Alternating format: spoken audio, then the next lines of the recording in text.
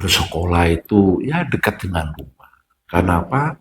Layanannya, standarnya juga sama. Nah, kalau masyarakat itu masih ada oh ini sekolah yang bagus, favorit. Ini yang sekolah tidak agak favorit. Kalau kita berkaca kepada para pemimpin, banyak para pemimpin kita itu sekolahnya di desa. Banyak sekarang anak-anak itu ketika saya tanya, kamu cita-citanya jadi apa? Gak tahu Pak. Saya sering ketika gitu. Guru khususnya wali kelas itu banyak-banyak menjemput bola, artinya harus dekat dengan anak-anak. Saya ini cocoknya di SMA, saya ini cocoknya di SMK. Itu menentukan seperti apa? Kalau di SMA tadi maju bersama hebat semua. Kalau yang di SMK itu SMK bisa, SMK hebat, yang di dalamnya ada jargon BMW. Baiknya seperti apa? Untuk memilih sekolah ini anak-anak ini harus seperti apa?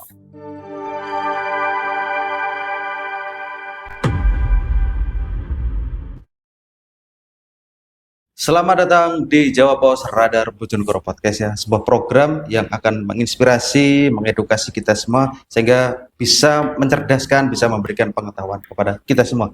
Telah hadir di studio narasumber kita, Kepala Cabang Dinas Pendidikan Wilayah Bojonegoro Tuban, Bapak Hidayat Rahman. Selamat pagi Pak Hidayat Rahman.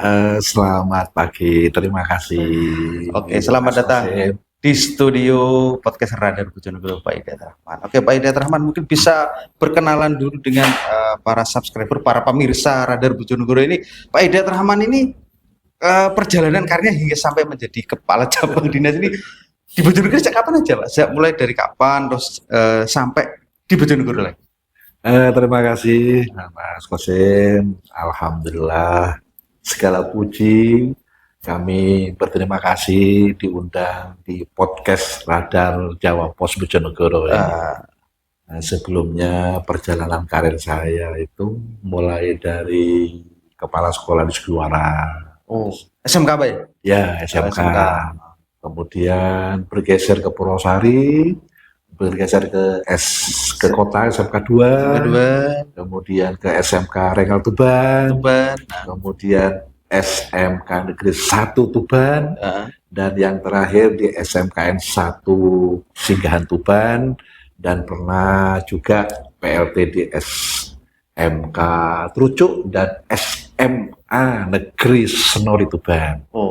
Alhamdulillah, berkat doa, dukungan semua pihak, tahun 2022 saya alih naik jabatan menjadi kepala cabang Dinas Pendidikan Kabupaten Lamongan.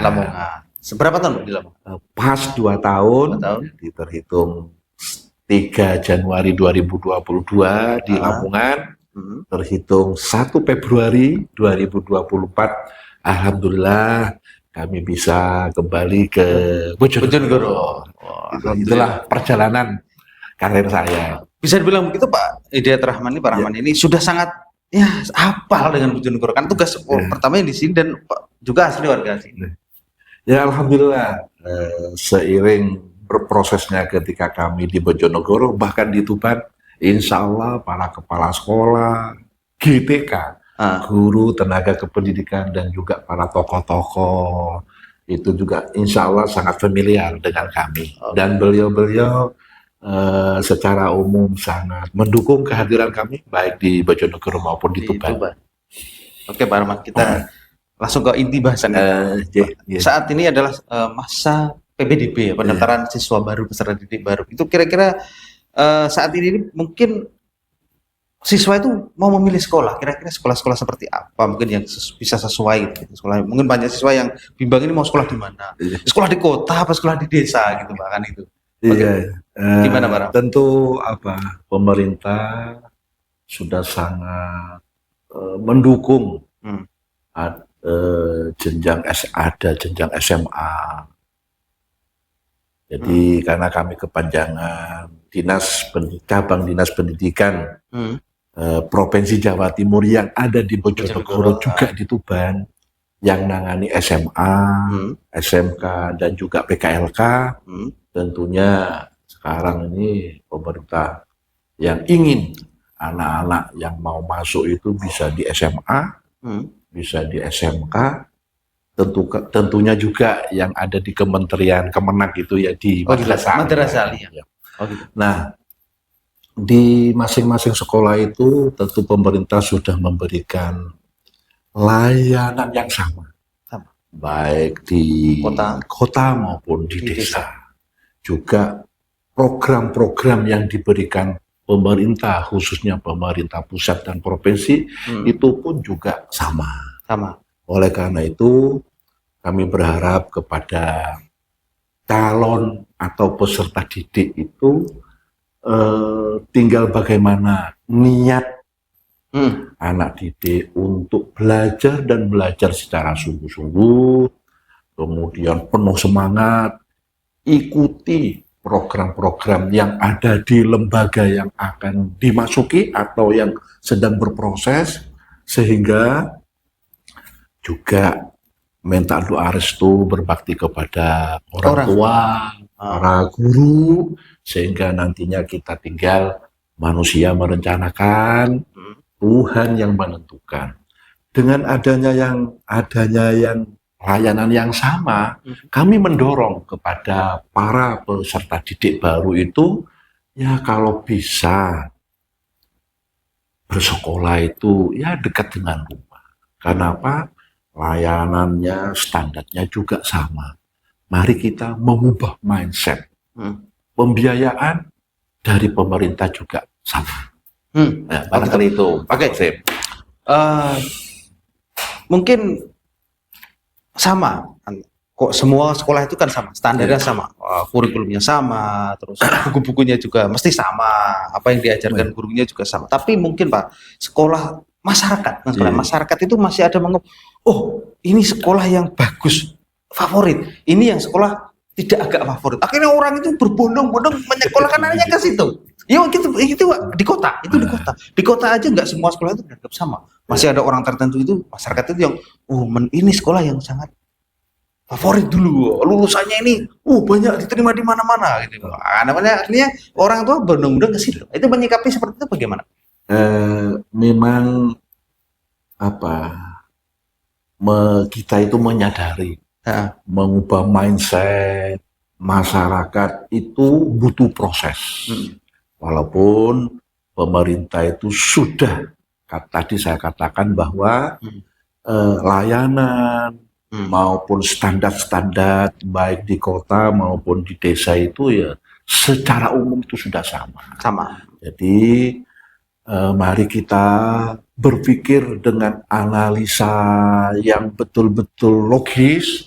Harapan kami kepada orang tua, karena kalau kita itu sekolah harus ada dukungan, minat dari anak, orang tua tentunya. Bahkan kalau di tingkat di SMP katakanlah, itu harus banyak pencerahan, belajar, sehingga dari layanan-layanan yang sama itulah, maka pemerintah mengadakan PPDB itu dengan sistem zonasi. Karena kalau dekat rumah, insya Allah ya lebih efektif, lebih efisien, baik. Tapi masyarakat yang di sana itu sekolah favorit, itu memang tidak bisa dipungkiri, karena hal di mana-mana insya Allah di seluruh Indonesia itu ada. Itu bisa nggak hilang? Atau memang sudah melekat seperti itu?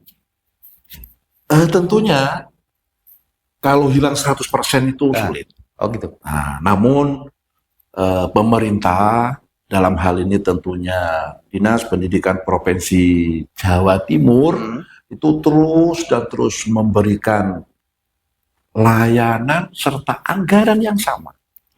Swasta, negeri, di kota maupun di desa, anggarannya juga pemerintah memberikan yang sama, porsi yang sama.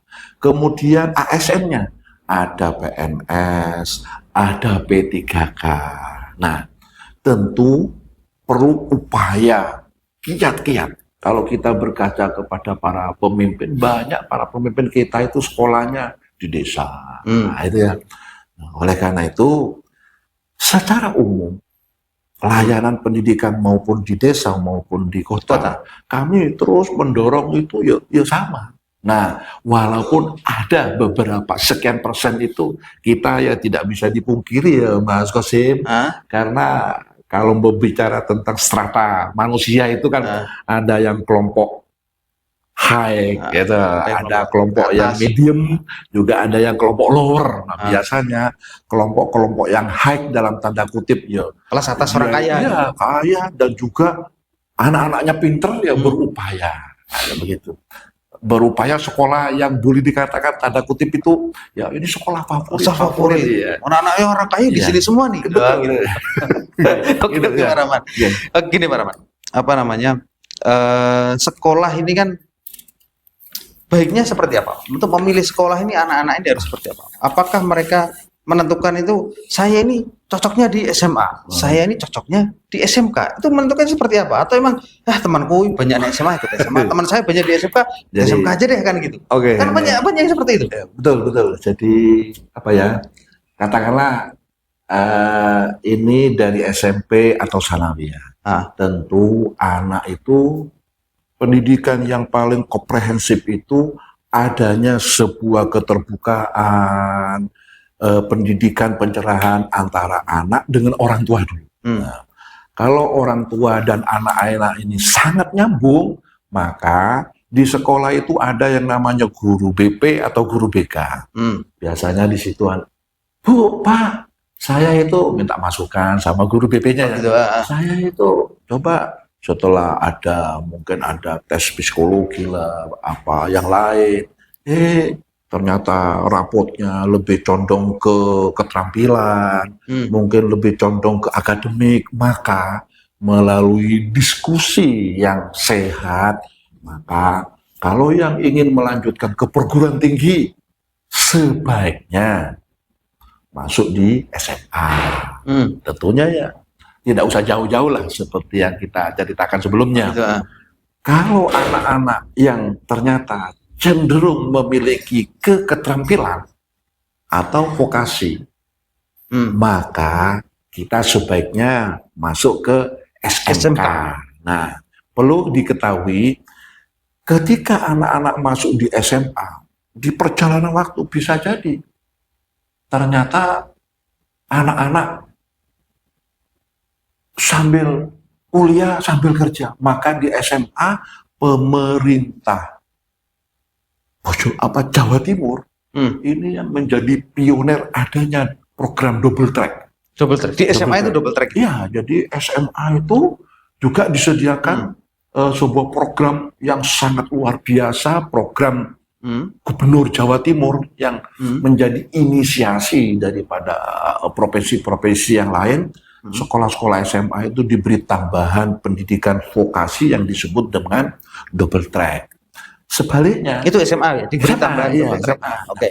Anak-anak tadi yang sudah cenderung memiliki keterampilan, maka sebaiknya masuk ke SMK, dan SMK sekarang sudah dibuka untuk masuk ke perguruan tinggi juga. Itu luar biasanya. Nah itu jadi SMK sekarang para perguruan tinggi berlomba-lomba juga bisa membuka mereka. Betul. Jadi sebagaimana jargonnya kalau misalnya kalau di SMA tadi maju bersama hebat semua. Kalau yang di SMK itu SMK bisa, SMK hebat, yang di dalamnya ada jargon BMW. Ya bekerja, M-nya melanjutkan ke jenjang ke perguruan tinggi, baik negeri maupun swasta, yang W-nya mungkin berwirausaha. Ya begitu kan, luar biasa. Jadi anak-anak calon-calon siswa ini bisa, kalau tadi ya bisa di SMA, bisa di SMK, tergantung setelah lulus mau kemana gitu. Karena banyak sekarang anak-anak itu ketika saya tanya, kamu cita-citanya jadi apa? Gak tahu, Pak. Saya sering ketika gitu.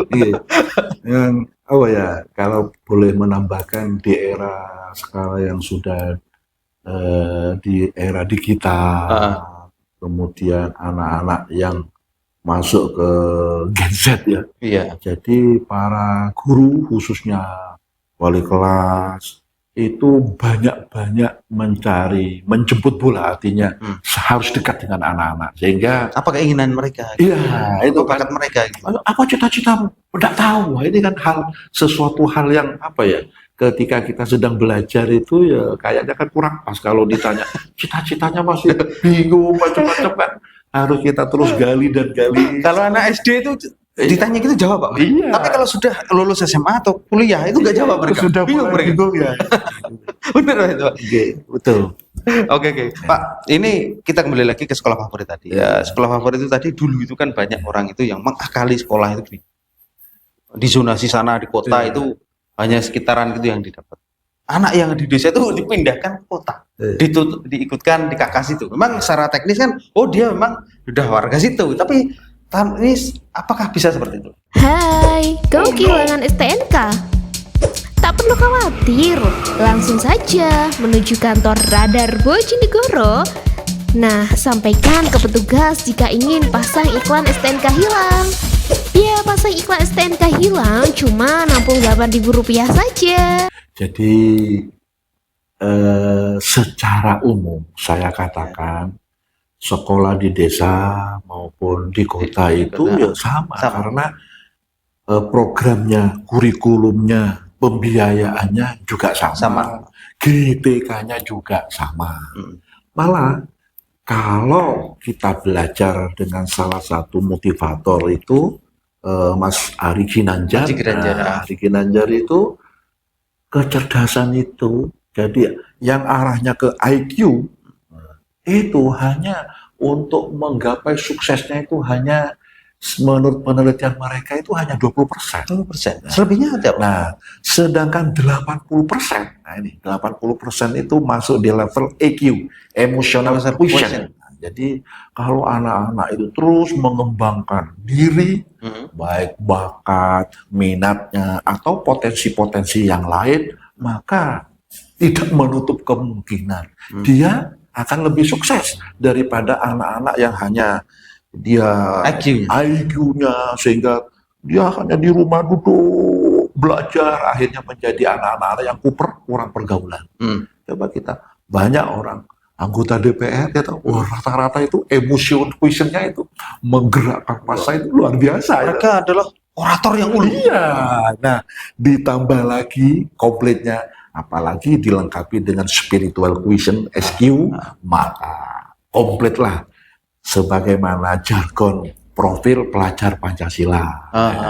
Profil pelajar Pancasila itu ada 6 indikator, Mas Kosim. 1, beriman, bertakwa kepada Tuhan Yang Maha Esa dan berakhlak mulia. Yang kedua, gotong royong, bernalar kritis. Oh, kritis. Iya, ini penting nih, bernalar kritis. Kemudian berkebinekaan global. Kita itu jadi sekarang dunia ada di genggaman, ada di konser. Iya, ada di konser. Kemudian juga mandiri. Nah, kita terus yang terakhir itu harus kreatif. Itulah 6 indikator daripada profil pelajar Pancasila yang sekarang ada di dalam kurikulum Merdeka, baik di SD, SMP, SMA, dan sederajat. Oh gitu, oke. Pak Rahman, ini ada banyak anak sekolah SMA itu kadang mereka bingung, Pak. Bingung gini.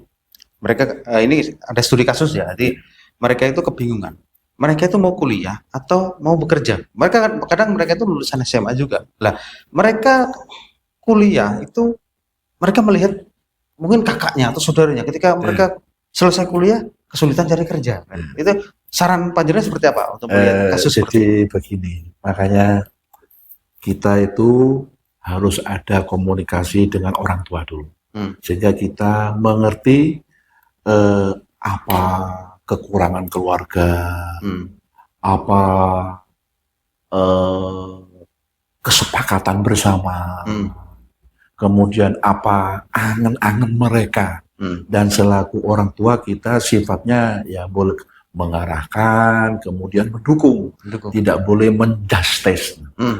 Kalau ada diskusi bimbingan secara bersama-sama, insya Allah anak-anak itu akan dapat doa restu. Nah ini doa ini, Pak. Doa restu itu akan meyakini, akan membuang jauh-jauh kegalauan. Nah, itu kegalauan. Karena apa? Ada pepatah, cacing saja loh bisa makan.